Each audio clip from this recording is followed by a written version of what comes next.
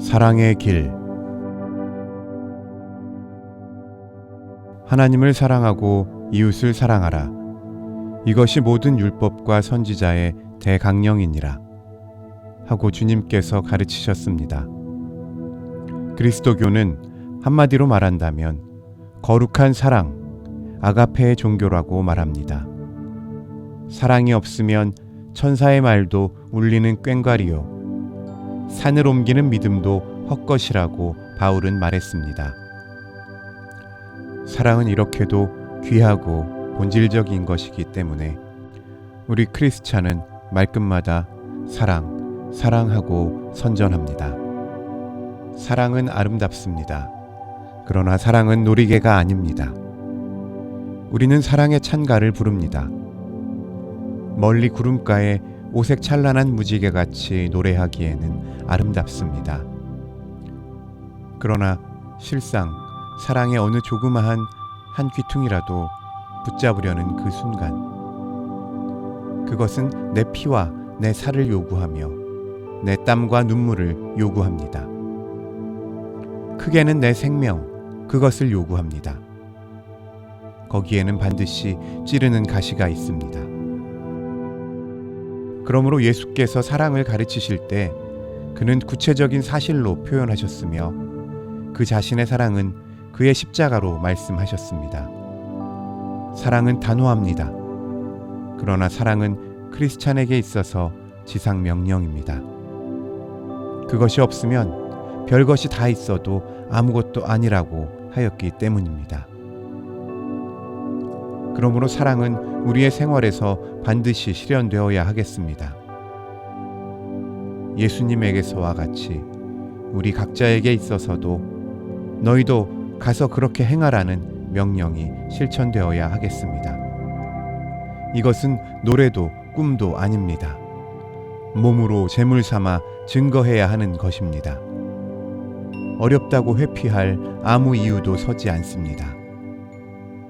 그것은 너무 본질적인 것이기 때문입니다. 그러나 우리는 어린애 같아서 한꺼번에 온전한 사랑의 생활을 실현한다는 것은 불가능합니다.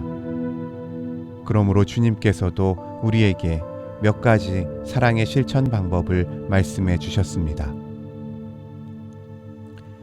주기를 힘쓰라는 것입니다. 또 사람이 너를 송사하여 속옷을 가지고자 하거든 겉옷까지 가지게 하며 내게 구하는 자거든 주며 내게 꾸고자 하는 자거든 물리치지 말라. 이 세상 사람들은 하도 염치 없기 때문에 정말 이렇게 살려는 사람이 있다면 당장에 벌거숭이 거지가 되고 말 것이라고 생각할 것입니다. 그러나 여기서 우리는 우리의 생활 태도에 근본적인 전복을 가져온 하늘의 질서를 발견하는 것입니다. 그것은 곧 주는 것이 받는 것보다 복이 있다는 것입니다. 세상이 하도 악하기 때문에 또는 우리가 아직도 불철저하기 때문에 복스러운 주는 생활을 마음껏 하지 못합니다. 그러나 우리가 어리석게 이용당할 염려 없이 줄 수 있는 기회도 얼마든지 있는 것입니다. 그런 때 우리는 참으로 즐겁게 자연스럽게 줄 수 있어야 하겠습니다.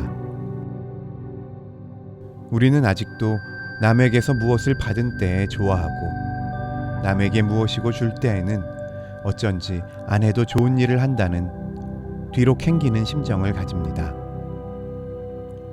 내게서 어떤 물건이 없어진다는 것만 아까워하고 내가 그 물건을 줌으로 말미암아 하늘에 쌓아지는 영원한 보배인 사랑을 소유한다는 것을 생각지 않기 때문입니다.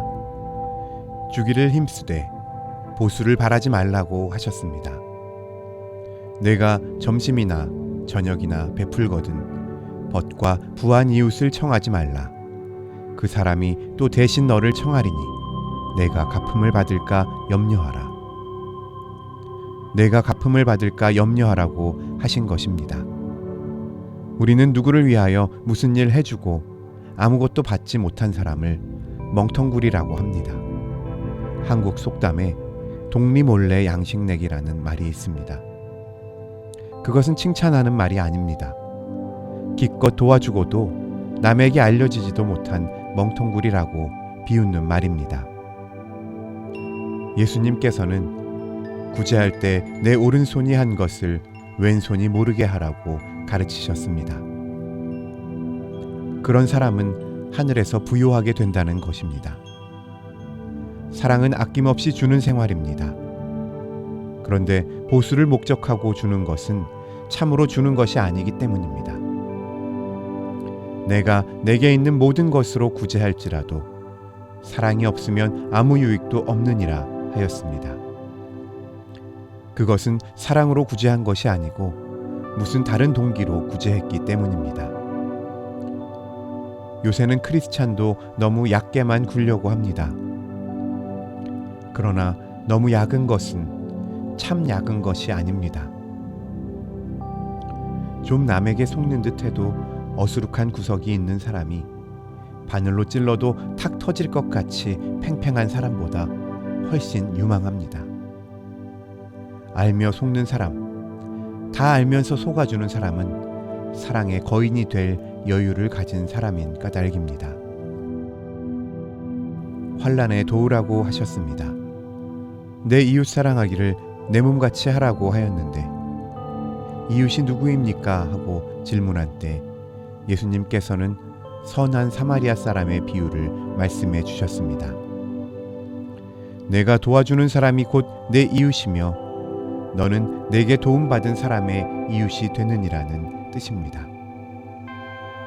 내 이웃이 누구인가 하는 것이 문제인 것이 아니라 내가 누구의 이웃이 되는가 하는 것이 문제라는 것입니다. 내 사랑의 손이 닿는 곳에 내 이웃이 창조된다는 것입니다. 내 이웃 사랑하기를 내 몸같이 하라 하셨는데 내 이웃이 누구입니까? 하는 질문은 다시 말하면 내가 사랑할 대상이 누구입니까? 하는 말입니다. 우리에게 사랑할 대상이 없어서 사랑을 실천 못할 염려는 없습니다. 우리의 주위에는 환난당한 사람, 어렵게 지내는 사람이 하도 많기 때문입니다. 민족이 다르든 지위가 다르든 그런 것은 문제가 아닙니다. 사랑은 먼데 있는 자와 가까이 있는 자에게 함께 화평을 선포합니다. 막혔던 사이담도 무너지게 합니다. 사랑으로 가까워집니다. 사마리아 사람이 유대인을 이웃으로 화합니다. 어려운 때 도와주는 것처럼 감명 깊은 선행은 없을 것입니다. 그러므로 어려운 일 당한 사람이 있으면 이거야말로 내가 사랑을 경험할 가장 좋은 기회라고 손을 놓치지 말고 당장에 실행해야 할 것입니다. 어떤 나라에서는 자기 집 대문 밖에 어떤 사람이 갑자기 급한 병에 걸려 쓰러졌다 해도 아주 모르는 채 한다는 이야기를 들었습니다.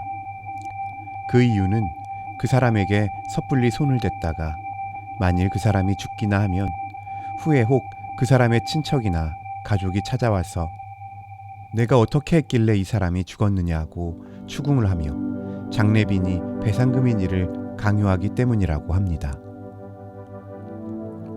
참으로 망할 밖에 없는 나쁜 습관입니다. 받기는 좋아도 주기는 싫으며 주어도 오른손으로 주고 왼손으로 값을 받지 않으면 직성이 풀리지 않는 사람이 어느 기회에 예수님의 사랑을 이해할 수 있겠습니까?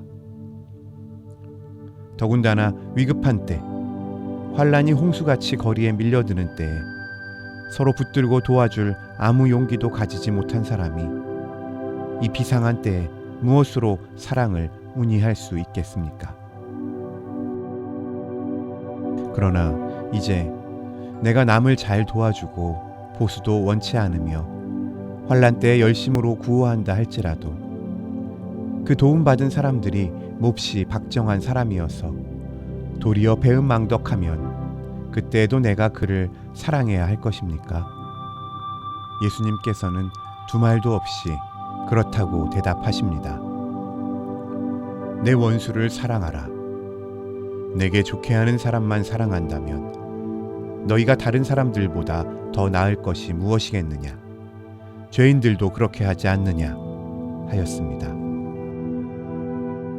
이런 교훈은 아직 국제적으로 적용해 본 적은 없습니다만 개인 생활에서는 많이 실천되어 본 선행입니다. 사랑의 범위가 넓어지는 대로 그의 인격이 넓어집니다. 사랑의 바탕이 높아지는 대로 그의 인격도 높아집니다. 사랑의 분량과 바탕은 그대로 그의 인격의 분량과 바탕을 말하는 것입니다. 인자무적이라고 위대한 사랑에게는 원수가 없습니다. 그래도 원수가 있다면 그것은 저쪽 편에서 스스로 원수된 것뿐입니다. 예수님은 바리새인 제사장들을 원수로 치부하지 않으셨습니다. 십자가 위에서까지도 저들에게 죄를 돌리지 마옵소서 하고 기도하셨습니다. 그러나 바리새인 제사장은 기어코 예수님을 원수로 치부하고 무자비하게 죽였습니다. 이 죽이는 자들의 죄까지도 주님께서는 대신 짊어지시고 구원을 이루셨습니다. 이에서 더 큰 사랑이 어디 있겠습니까? 우리는 남에게 억울하게 욕 한마디 먹어도 그 사람을 아주 죽여버리고 싶을 만치 분통이 터집니다. 그런데 초대교회 순교자들, 첫 순교자 스데반 같은 분도 이 예수님의 사랑에 방불한 최후를 보였습니다. 대체 이런 위대한 사랑이 어디서 나옵니까? 스데반을 돌로 때려 죽이는 살인 행위를 지도한 잔인한 사울이 후에 그리스도의 사도가 되어 사랑의 찬가를 쓰고 그리스도의 사랑이 나를 강권한다 하면서 천하를 두루다니며 복음의 전령자가 된 것을 회상해 봅시다. 우리가 전 존재를 바쳐 그리스도를 믿는 때 그리스도의 사랑이 불꽃같이 우리 마음에 타올라 우리도 그리스도의 사랑을 어느 정도 닮아가는 것입니다. 그가 우리를 위하여 목숨을 버리셨으니 우리가 이로써 사랑을 알고 우리도 형제들을 위하여 목숨을 버리는 것이 합당하니라 하였습니다. 내 너를 위하여 몸 버려 피 흘려 내 죄를 속하여 살 길을 주었다. 너 위해 몸을 주건만 날 무엇 주느냐. 이 한 구절이 독일의 진젤돌프 백작으로 하여금 평생을 그리스도에게 바치게 하였습니다. 그리하여 모라비아에 핍박받는 신교 형제들을 자기의 영내에 맞이하여 거룩한 사랑으로 주 안에서 형제가 되어 세계 전도에 거화를 올렸습니다. 믿음 가운데서 그리스도의 사랑을 알고 그 사랑 가운데서 형제를 사랑하며 내 모든 것을 사랑의 도구로 쓰는 것이 크리스찬의 생활일 것입니다. 이 매맞고 터지고 상하고 허물어진 세계를 무엇으로 싸매고 입혀 위로할 수 있겠습니까? 레바논의 백향목, 사막의 사프란 꽃. 그것은 오직 크리스찬의 거룩한 사랑이 심어진 고장에서만 싹터 자라는 기적일 것입니다.